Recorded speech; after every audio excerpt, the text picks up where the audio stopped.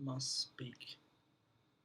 A war is being fought, but it's not the war you think. I look out the window and I don't see a war of bombs and bullets. Bombs and bullets I don't fear. Don't get me wrong, I am mortified that the atrocities are being committed daily across the globe.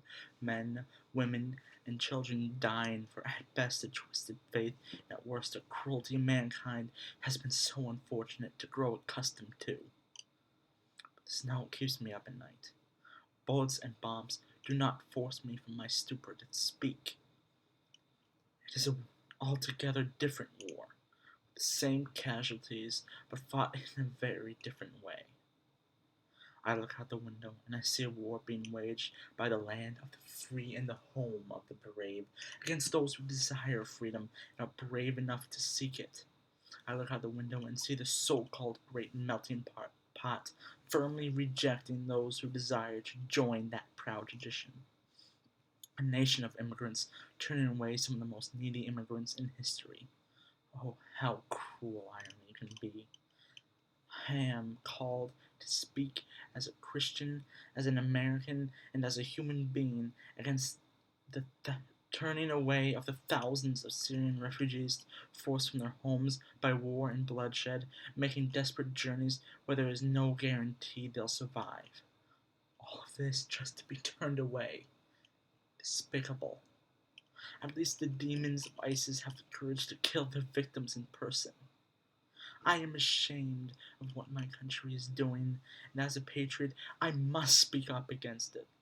I am ashamed of what my fellow Christians are doing to their brothers and sisters in need. As a Christian, I must speak the compassion that they are neglecting to remember. I am terrified of what we are allowing to happen, turning away the refugees like we once did to the Jews. How dare we? I understand that we must fight terror, but we forget most victims of terror are of the same religion as the terrorists. These are the people we should be helping, not turning away.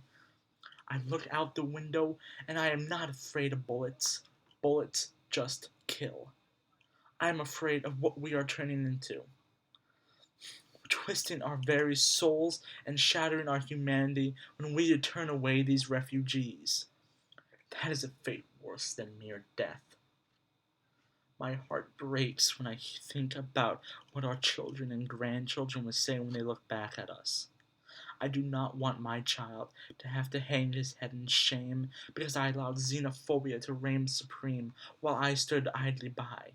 And at what a cost. And so I speak. We must all speak. I implore you. I beg of you not to do this to yourselves. Yes, not to the refugees, but to yourselves. You turn them away, and you turn away your very heart and soul away. You kill the spirit of America. I urge you to speak up against this atrocity that is closing our borders to them who need us most, when all we are asking is a drop in the bucket of what we should be doing. Accept the refugees, accept humanity once more into the streets and the towns of America. We must speak. We are committing atrocities, if not as great as those of those who caused this issue, then of an equal magnitude at least, one that is deserving of the shame that will come when history unfolds itself, and when the dust settles we see on what side, right or wrong, we fall. At the moment, I don't want to see the results of that struggle. We are losing what our founding fathers, what our parents, our grandparents, our ancestors for generations have set up in America. For Pete's sake, we are a nation of immigrants, and yet we are turning away those who wish to come here and live peacefully, to escape the hell they have been forced to live, while we sit by and do next to nothing.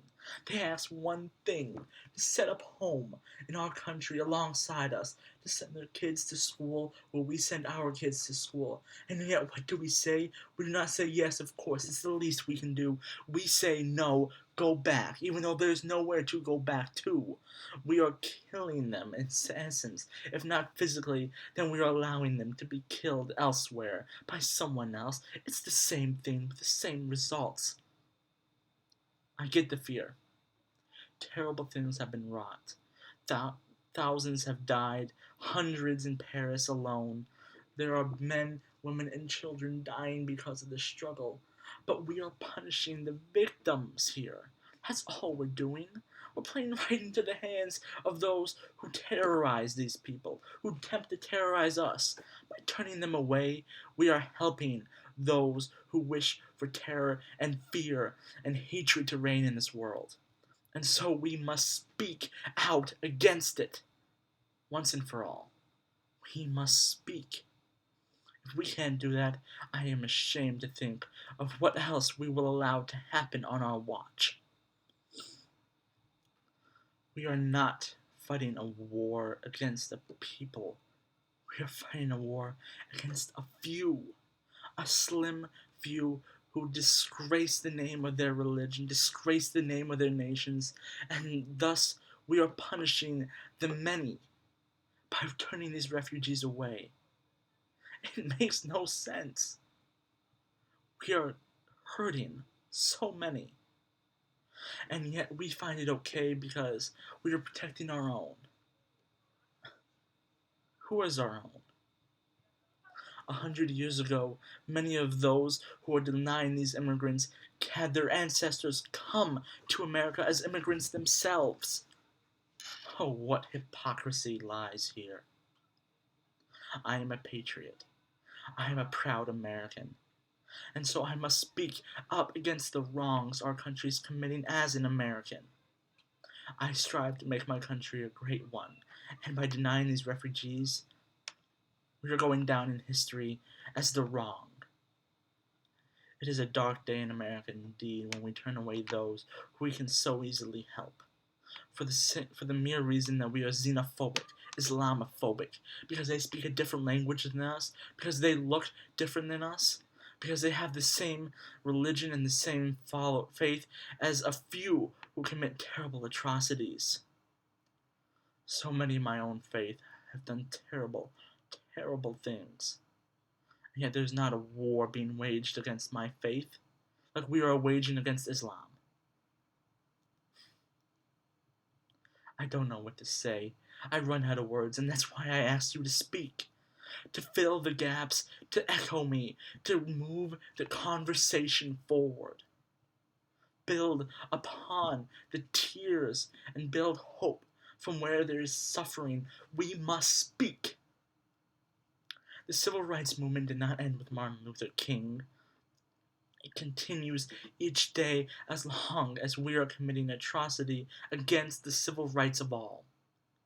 And so we must speak in those names, the names of the thousands, the tens of thousands, the hundreds of thousands who have died.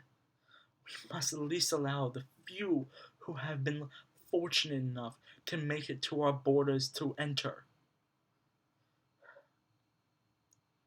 We say that we honor Martin Luther King. We say that we honor Abraham Lincoln, George Washington, Thomas Jefferson, the lot, but really we are defiling their beliefs. We are turning the country they have fought so hard for into a mockery.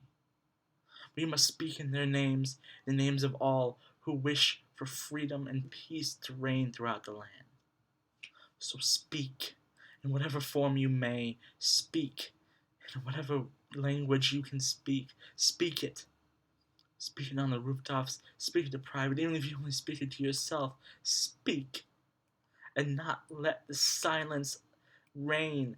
Not let the silence kill the thousands, the many multitude who want only to live a normal life, or at least a life that is not a living hell.